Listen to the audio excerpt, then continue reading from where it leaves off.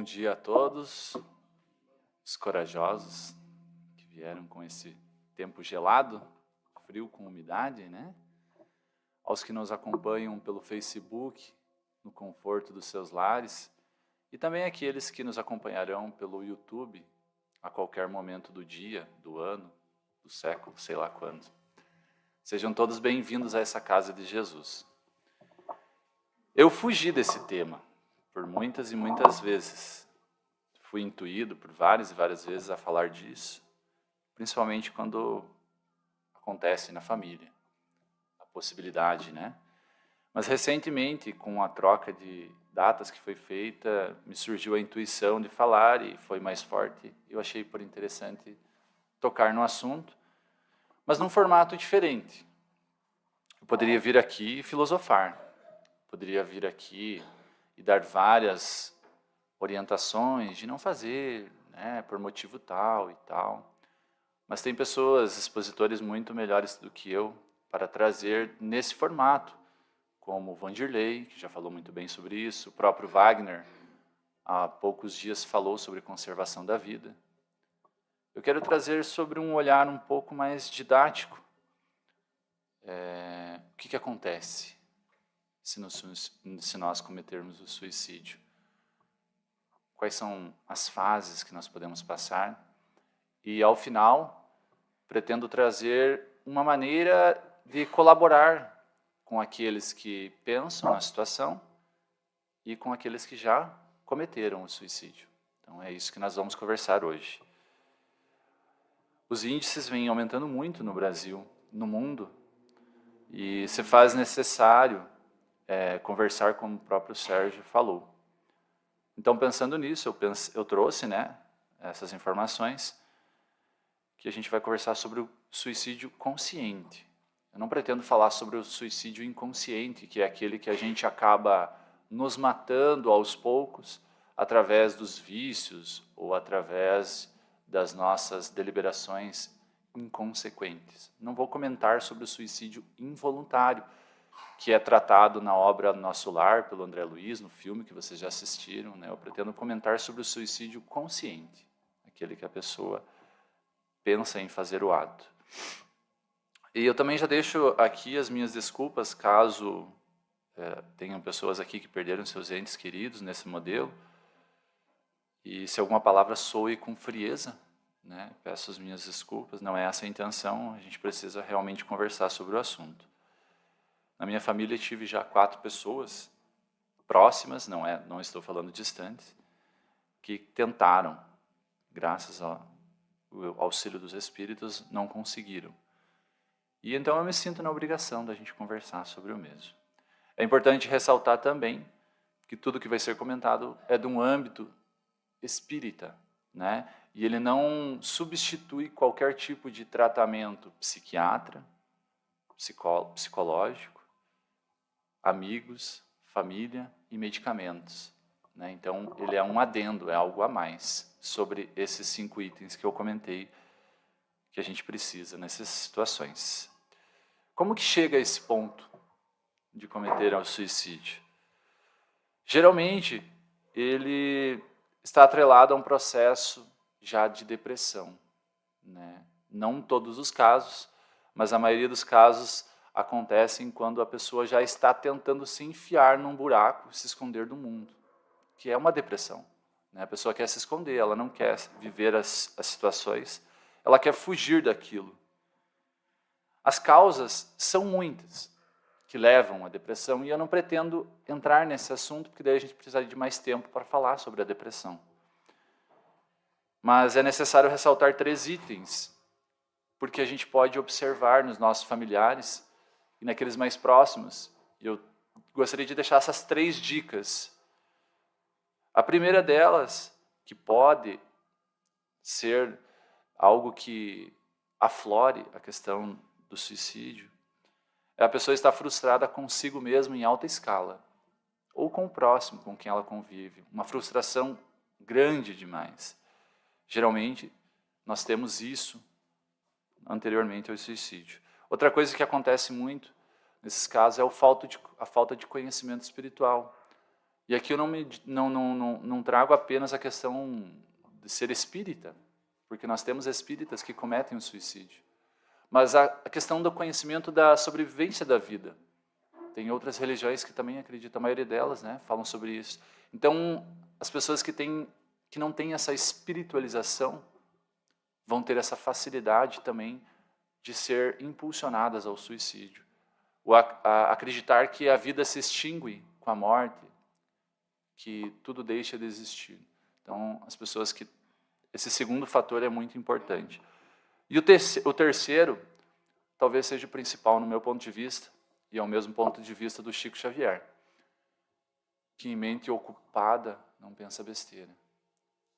E quando ele fala essa palavra, não exatamente com essa frase, ele não quer dizer que os suicidas são vagabundos, são vadios, não trabalham, ou os depressivos não são ocupados. Não é isso. Chico Xavier nos traz essa frase porque nós podemos estar fazendo algo sem estar focado. Eu posso estar trabalhando e pensando em questões suicidas. Então, Chico Xavier nos traz essa grande importância de encontrarmos um objetivo para a vida, encontrarmos um fator que faça com que nós saiamos desse circuito fechado de pensamento. Quando eu revivo várias situações do passado, né, depressão tem muito a ver com o passado, eu fico num circuito fechado de pensamentos. E aí entra um fator preponderante que é a obsessão, ou seja, uma injeção de energia negativa através de um outro espírito, que vai me impulsionar a tomar algumas atitudes. Ou seja, se eu não penso num propósito, se eu não tenho um propósito de vida durante o dia a dia, mesmo trabalhando, às vezes, se não tem algo que me tira desse circuito fechado, fica mais fácil de ser obsediado. Né? Então, ele cita vários e vários exemplos, mas desde o trabalho, né, delegar funções às crianças em casa, que elas possam ser úteis, né, delegar funções para que ela saia daquele pensamento fechado em que ela estava, onde ela vai ser mais facilmente atacada por um processo de obsessão. Então, essa é a principal questão que eu gostaria de trazer. Ocupar a mente, né? Não necessariamente só trabalhar, mas buscar um propósito vai ajudar em muito a não ser afetado por essa situação. Então, nós trouxemos aqui 3 fatores que podem levar essa causa, juntos com a questão da depressão. Como que acontece? Se eu me suicidar, o que acontece? Nós temos a 4ª obra da codificação espírita, que se chama o livro Céu e Inferno. Eu não recomendo a leitura se não houver uma paz de consciência em casa, se não estiver num momento tranquilo, porque ele traz fatos para estudos, é claro, mas ele traz histórias de vidas reais, de pessoas que desencarnaram, na sua segunda parte principalmente. Ele fala do desencarne de pessoas felizes, que estão felizes no mundo espiritual, mas particularmente hoje a gente vai conversar sobre pessoas que desencarnaram e trouxeram informações após o suicídio. Então hoje a gente não vai conversar sobre possibilidades, nós estaremos falando de fatos. E muitos deles que estão nessa obra, na 4ª obra, tem a assinatura, né? Nome das pessoas. Kardec foi e buscou nos jornais para verificar a autenticidade dos fatos. Então a gente não vai estar brincando de conversar, a gente vai estar falando sobre verdades.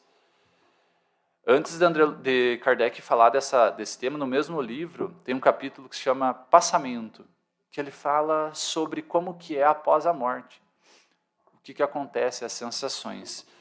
E ele começa assim: não há falta isenta de penalidades, mas também não há regra absoluta e uniforme nos meios de punição. O que significa isso?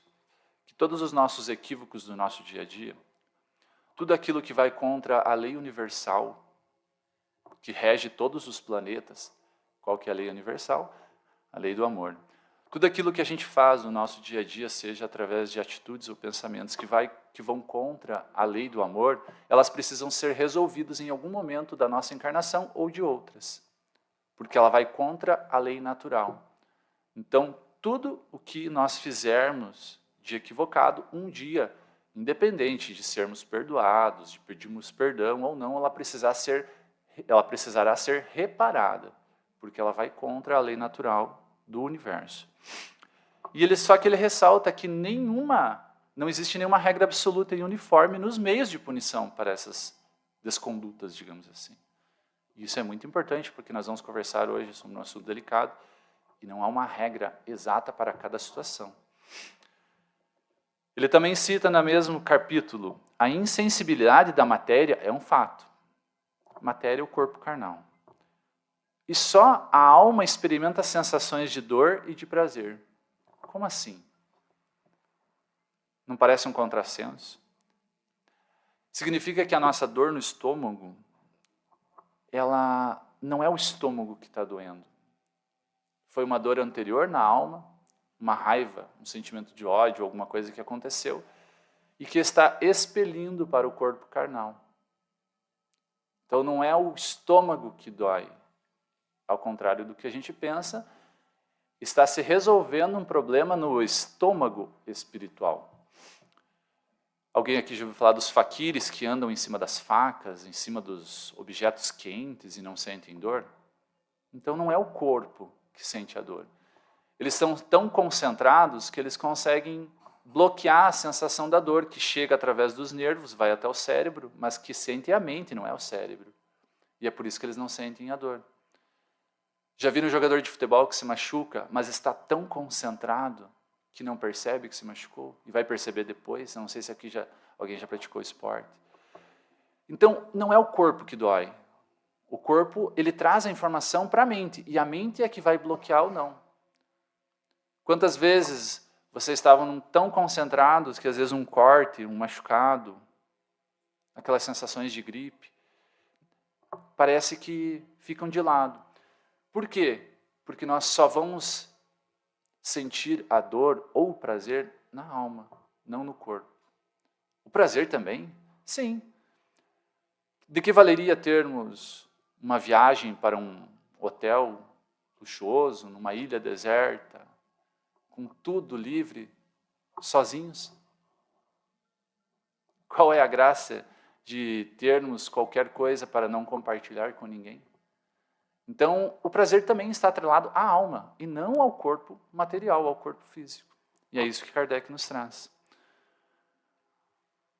O corpo espiritual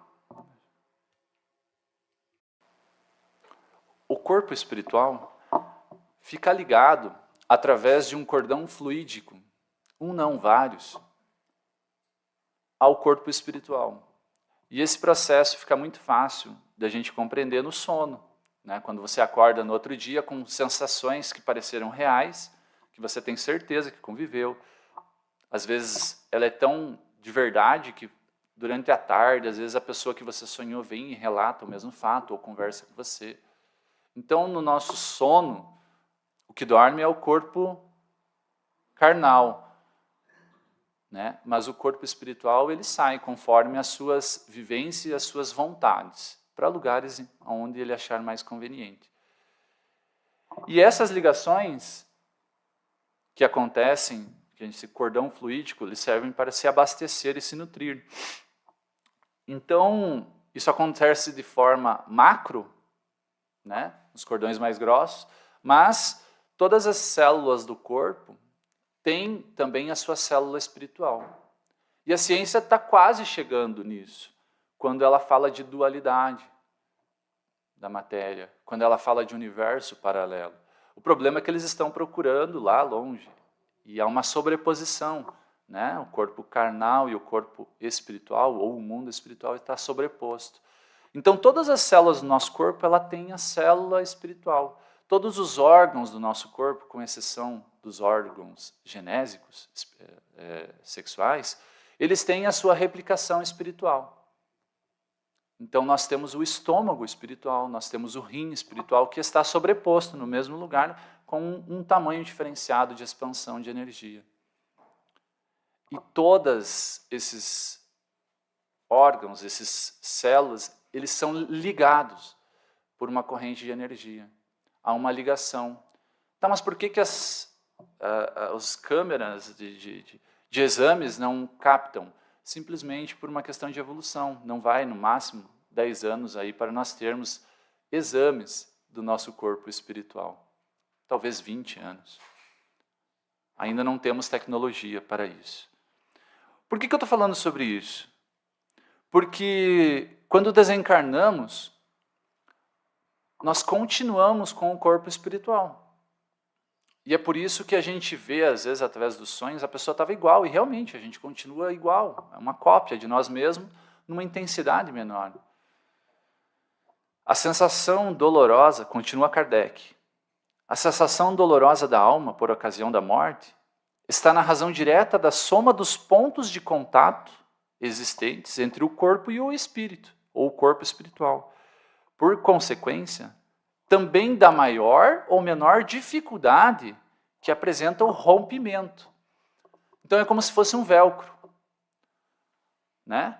Que vai descolando, né? É por isso que algumas crianças têm possessividade. Já viram crianças que estão bonzinhas? Aconteceu esses dias com o pessoal que estuda aqui na casa, não vou citar nomes.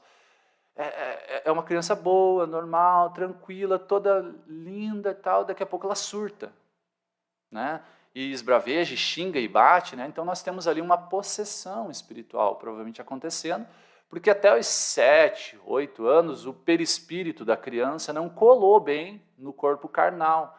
Então ela tem facilidade de desdobramento. Não significa que ela vai ter mediunidade, mas significa que naquele momento não é ela quem está atuando diretamente. Ela sai, fica do ladinho e quem atua é um outro espírito. É por isso que há essa oscilação em crianças.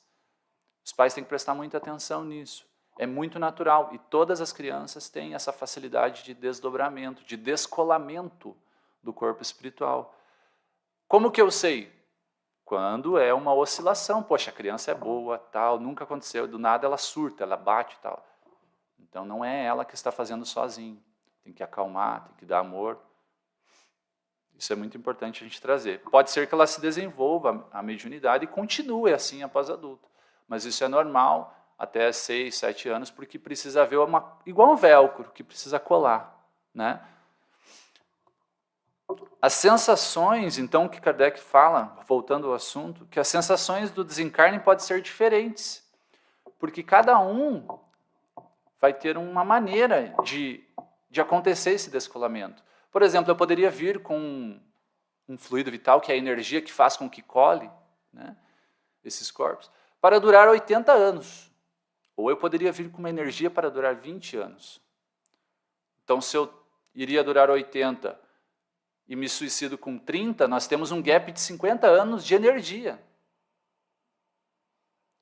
E ele vai estar bem colado, né? Esse espírito, o perispírito vai estar colado. E essa sensação vai ser um pouco mais dificultosa desse descolamento.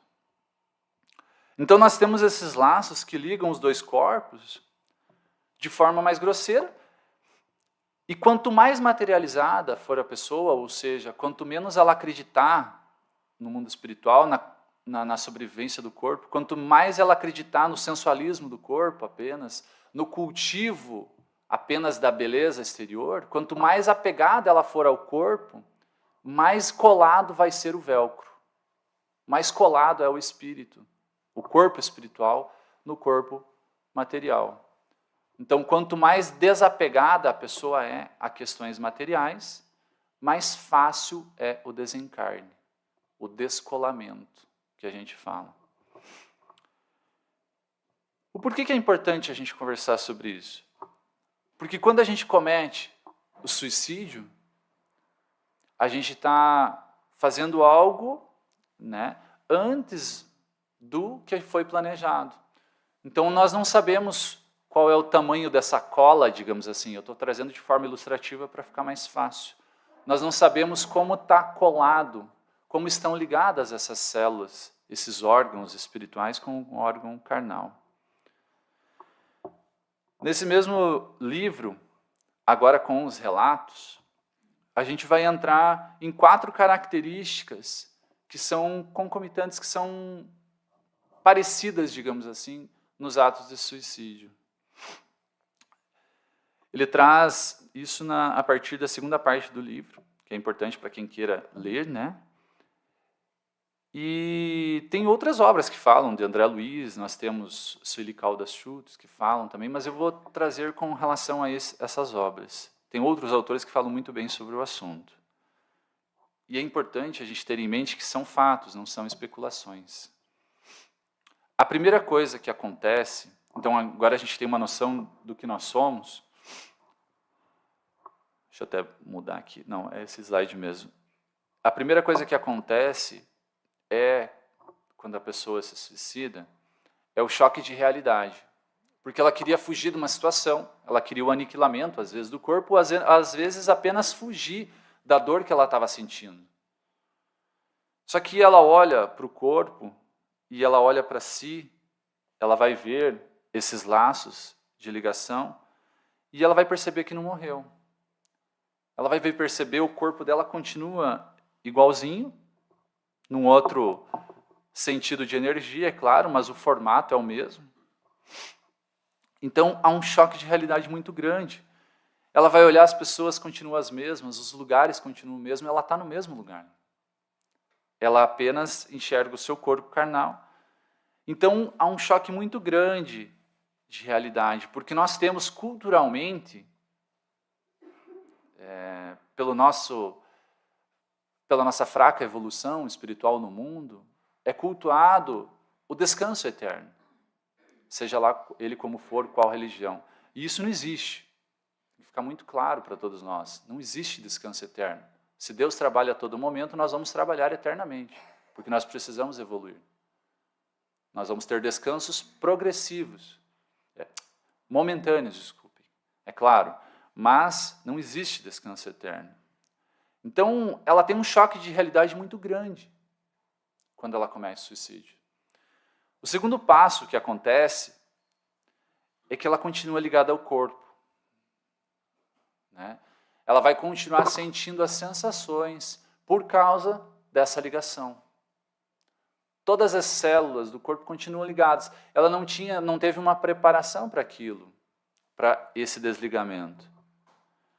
Nós temos a continuidade da acoplação do corpo espiritual ao corpo carnal.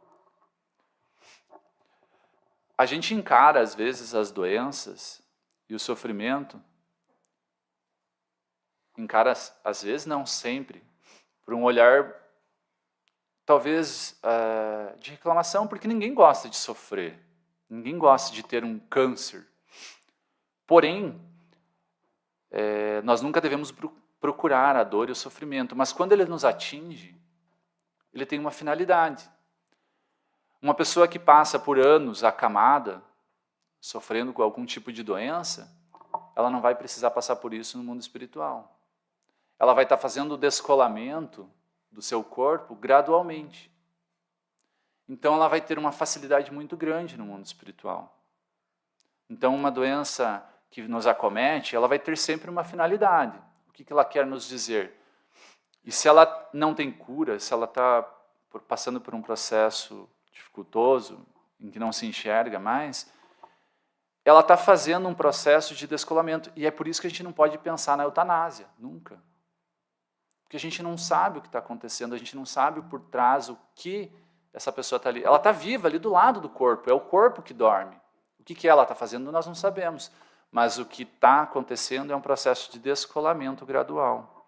Às vezes, havia um materialismo tão grande, exacerbado na pessoa, talvez de várias e várias encarnações, que precisou passar por esse momento de dormência momentânea para fazer esse descolamento do corpo espiritual com a maior facilidade.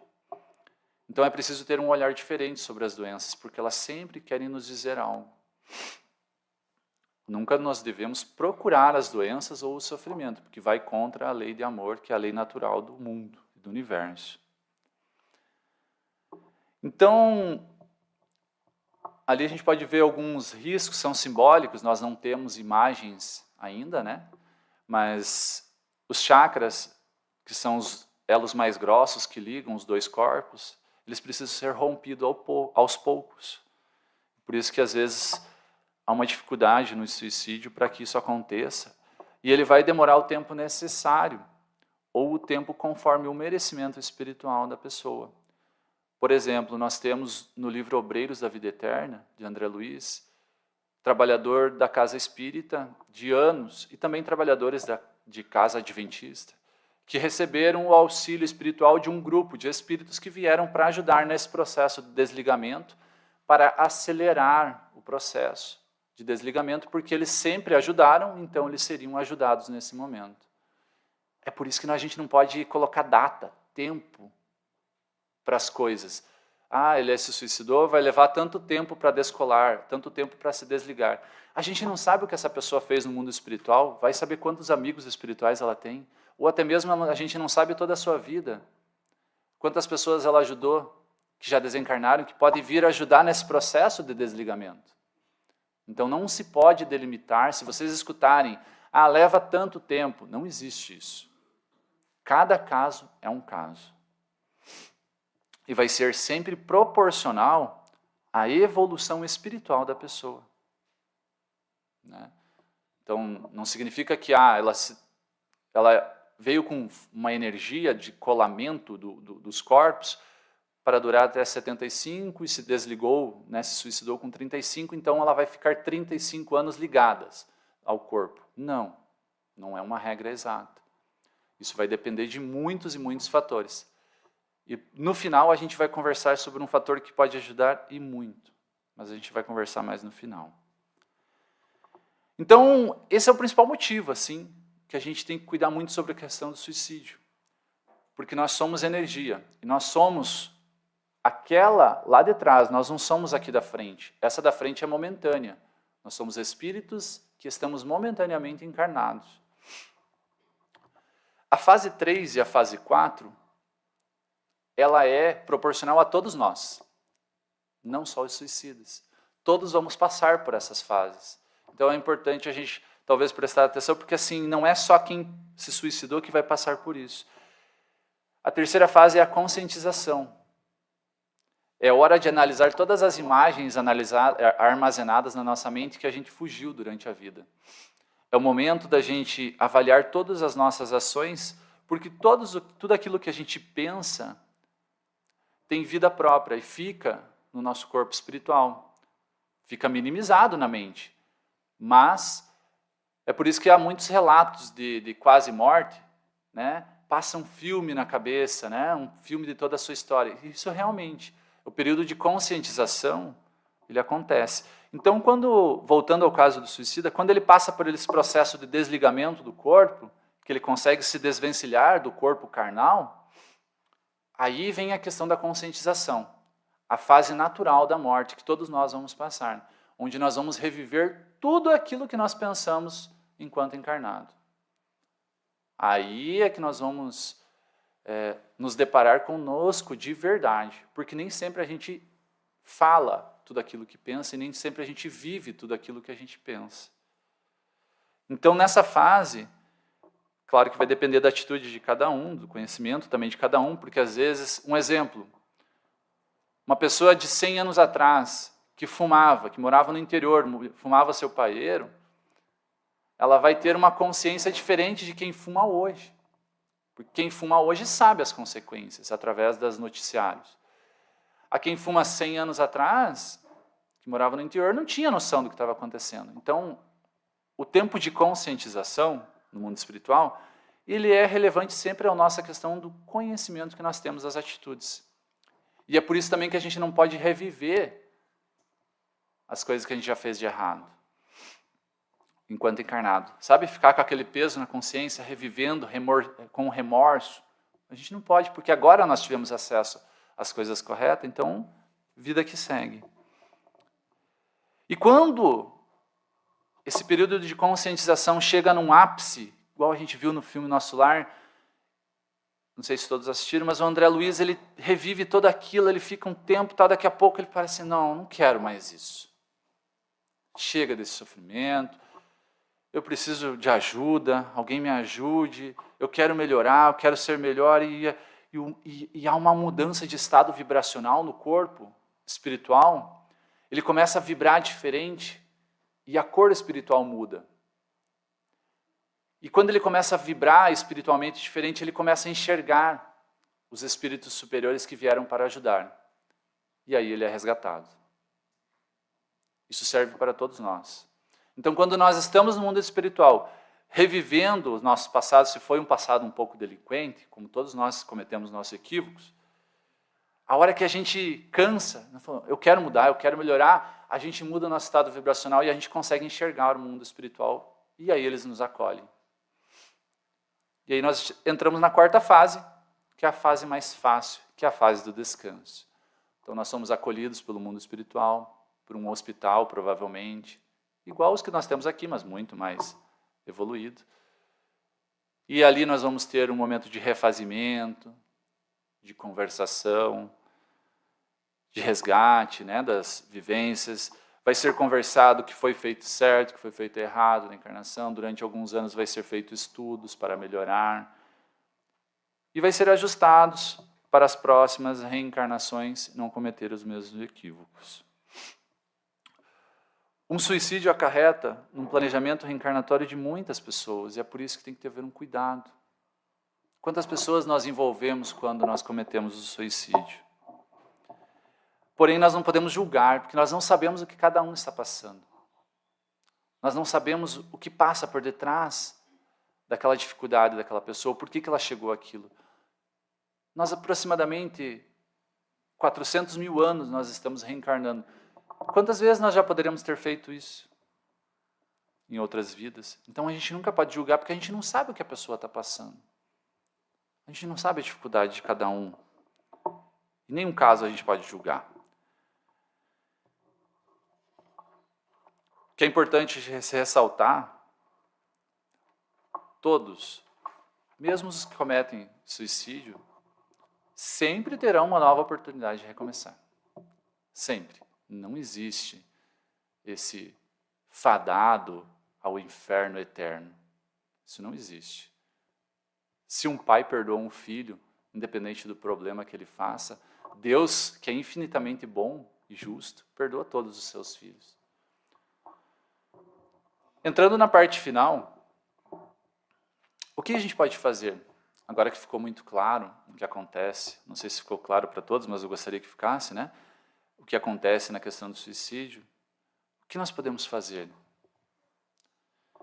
Preventivamente, aos que pensam na questão do suicídio, nós precisamos dar auxílio e acompanhamento espiritual, psicológico, psiquiátrico, familiar, medicamentoso. É uma somatória de fatores, não adianta apenas um deles. Prestar atenção, porque ninguém solta palavras ao vento sem antes ter mentalizado aquilo. Ah, você vai ver, eu vou me matar. Ninguém fala nada por acaso. A essas pessoas, eu gostaria de dizer que todos somos filhos do mesmo Pai. Todos somos importantes para alguém. Se não vemos ninguém encarnado ao qual nos importa, a nossa família espiritual é tão grande. Tem tantas pessoas que torcem por nós no mundo desencarnado, que estão conosco, com certeza, naquele momento do quarto fechado, trancado, em que o desespero acontece. Todos nós somos importantes na sementeira do nosso Pai. Para quem perdeu alguém, eu gostaria também de deixar algumas palavras. Eu estaria mentindo se dissesse que vai ser fácil para a pessoa que desencarnou. Porém, o que é fácil nessa vida? Quem aqui tem uma vida fácil? Porém, não são os desafios que nos tornam mais fortes? A depender, é claro, das nossas atitudes, dos nossos aproveitamentos. Eu também estaria mentindo, com base no Espiritismo, se eu definisse cada período em que vai durar o suicídio, dessas 4 etapas, se eu desse um tempo para cada uma delas. Tem muitos fatores que movimentam essas questões. A pessoa vai precisar passar por essa dificuldade para ela que não aconteça novamente. ela vai precisar se reerguer. Mas cada caso é um caso. Cada um de nós não temos a nossa íris dos nossos olhos diferente de todos. Nós não temos o seu digital diferente de todos. Cada encarnação tem as suas particularidades. Todas as vidas têm o seu caminho diferenciado. Todas as mortes também têm as suas particularidades. Tem algo que pouco usamos para amenizar a angústia daqueles que foram. E é o principal fator, talvez o mais importante do que eu queria falar hoje, que é a oração. Nós podemos sim ajudar a desatar os laços que estão ligando os corpos espirituais de alguém que se suicidou. Ou até mesmo aquele que desencarnou não através do suicídio, de outra maneira. Porque o pensamento é um ser individual de energia. É algo palpável no mundo espiritual. Quando oramos com a mente e não com os lábios, nós criamos ondas de frequência altíssima e de alturas inigualáveis. E como sabemos que tudo navega através das ondas, essas alcançam as cidades espirituais mais elevadas. E é assim que funciona a oração. Não é só filosofia, é ciência. Uma oração chega no mundo espiritual da mesma maneira que o telefone toca de manhã quando alguém quer te cobrar. É uma ligação que chega no mundo espiritual. E esses espíritos que vão receber essa informação, que são responsáveis por receber essas orações, de acordo com a nossa potência, vão delegar a espíritos que estão aqui na crosta para que nos auxiliem conforme o nosso merecimento. Então a oração não é só filosofia, a oração é ciência. E nós podemos ajudar todos os que desencarnaram através desse método. Basta que sentimos com o coração e possamos mandar esse sentimento a todos eles. Então nós sempre podemos auxiliar todos os desencarnados. Aos que pensam na possibilidade de tirar a vida, chegando agora na parte final, ninguém sabe o que você está passando. Ninguém sabe o que essa pessoa está passando para ela pensar nisso. Suas dificuldades, ninguém vai saber. Agora, Deus é justo e bom o tempo inteiro. E nós precisamos ter a consciência que o Espiritismo nos traz de que todas as dificuldades são plantadas em algum momento na nossa vida, ou dessa ou de outra vida. Nada nos chega sem que nós mereçamos, porque se assim não fosse, Deus não seria justo. Partindo desse olhar, desse princípio de justiça de Deus, nós precisamos tentar lutar contra essas forças que tentam nos aniquilar. Porque tudo passa. Você não morre. A vida não se extingue. Ninguém morre. Você tem uma importância na vida de muitas pessoas que te amam. Nós fomos criados à imagem e semelhança do Pai. A ciência já comprovou isso através de 4 genes que se repetem em todos os DNAs. Nós temos a assinatura de Deus dentro de nós. Toda árvore já foi semente. E ela já passou pelas dificuldades do calor, da umidade, da pressão de quilos de terra em cima. Toda semente já foi fruta podre. Mas toda fruta podre também já foi flor e fruto que abasteceu. Através dos raios e relâmpagos é que se faz a limpeza da atmosfera, para que no outro dia o sol nasça lindo e esbelto. Se hoje choramos, amanhã estaremos felizes, porque tudo passa. São 12 horas de noite, 12 horas de dia. Então nós estamos sempre em transição. Não desistam, Agradeçamos a Deus o que temos e também as dificuldades, porque é elas que nos tornam fortes. Peçamos auxílio a Deus, não para que tire as nossas dificuldades, mas para que nos dê ombros largos e possamos lidar com essas dificuldades. Peçamos ajuda aos nossos familiares e principalmente a imagem que está na tela, porque Ele nunca desiste de nós. Obrigado a todos.